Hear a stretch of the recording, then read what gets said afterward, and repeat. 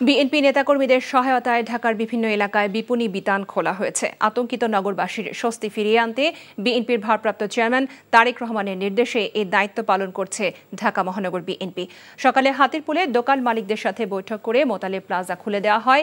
BNP মহানগরের নেতারা বলেন, ব্যবসায়ীদের নিরাপত্তায় সার্বক্ষণিক নিরাপত্তা দেবে তাদের দলের নেতাকর্মীরা। আদর্শের সৈনিকদেরকে সাথে নিয়ে তাদেরকে আমরা প্রতিহিত করব।